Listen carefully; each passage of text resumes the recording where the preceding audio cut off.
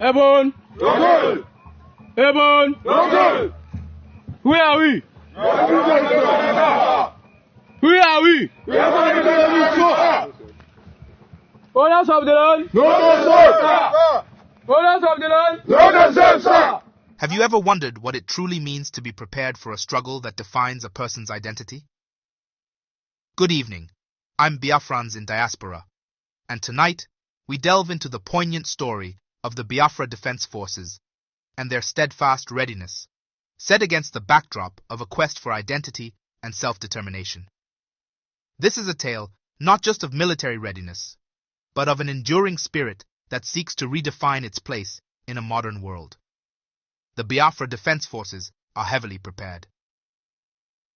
Biafra land is not northern Nigeria, states PM Simon Ekpa of the Biafra Republic government in exile, emphasizing the unique identity and preparedness of Biafra land. This statement is more than just a declaration of readiness. It is a powerful reminder of the distinctiveness of Biafra land compared to other regions, particularly northern Nigeria. To understand the current state of Biafra land, it's crucial to look back at its history. The struggle for Biafran independence is not new. It dates back to the late 1960s, when the region first sought to secede from Nigeria, leading to a devastating civil war. Today, the quest for autonomy continues, driven by a strong sense of identity and a desire for self-determination. Enjoy your neo-colonialism while it lasts, but the name Biafrans will no longer be used for your British company called Nigeria, declares PM Ekpa. His words resonate with a deep-seated resentment against the colonial legacies that continue to shape the political landscape of Nigeria. For the Biafrans, the fight is not just against a centralized Nigerian state, but against the remnants of colonialism that still influence their lives. Ekpa also points to the perceived interference of foreign powers in Nigeria's internal affairs. Is this the work of your ambassador to Finland? He questions, drawing a stark comparison, asking, have you seen the UK ambassador anywhere in Nigeria hosting meetings with the senators to discuss the legislative agenda? The implication here is clear. Biafra's struggle is partly a response to foreign interference that they believe undermines their sovereignty. He continues, how many ambassadors in the UK are interfering in the common legislative agenda? This question underscores a double standard in international diplomacy and calls out the overreach of foreign diplomats in Nigerian affairs, a sentiment that resonates deeply with those advocating for Biafran independence.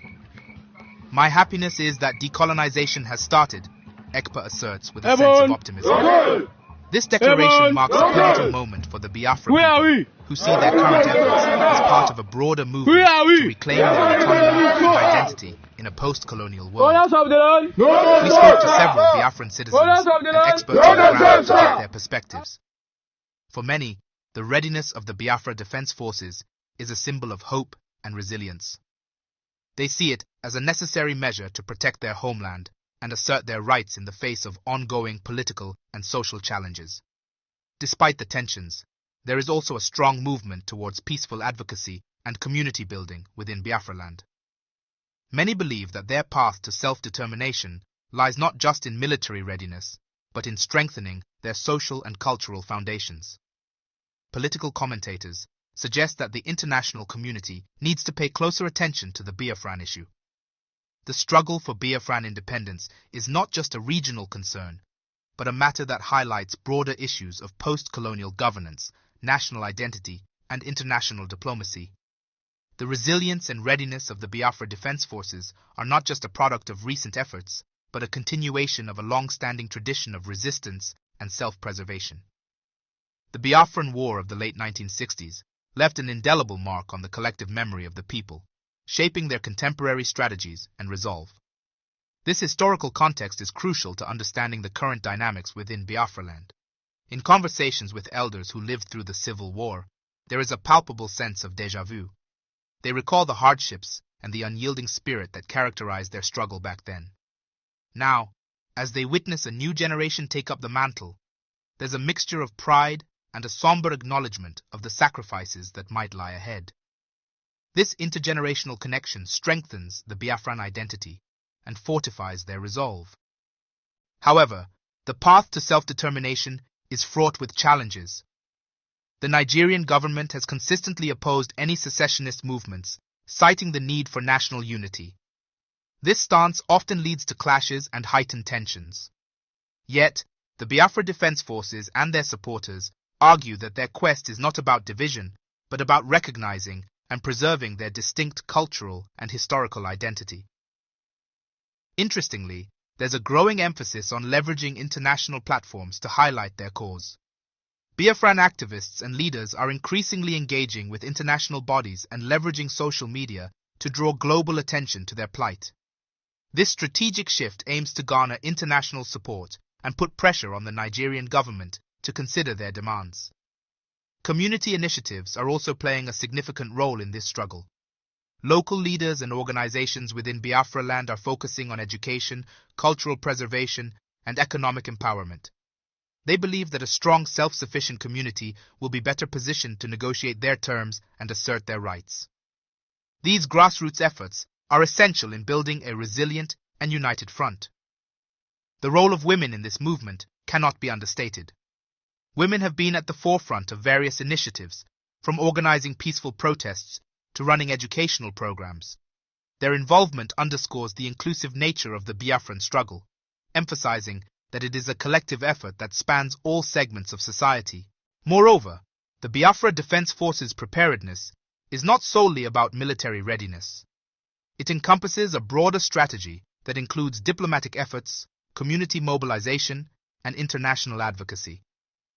This multifaceted approach reflects a sophisticated understanding of modern resistance movements and the importance of garnering widespread support.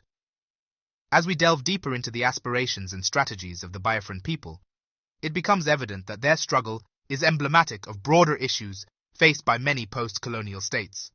The quest for self-determination, identity preservation, and equitable governance are themes that resonate globally. The Biafran movement thus serves as a case study in the ongoing global discourse on these critical issues.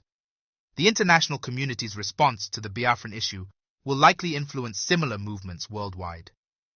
Observers are keenly watching how global powers and international organizations react, as it could set a precedent for future struggles for autonomy and self-determination.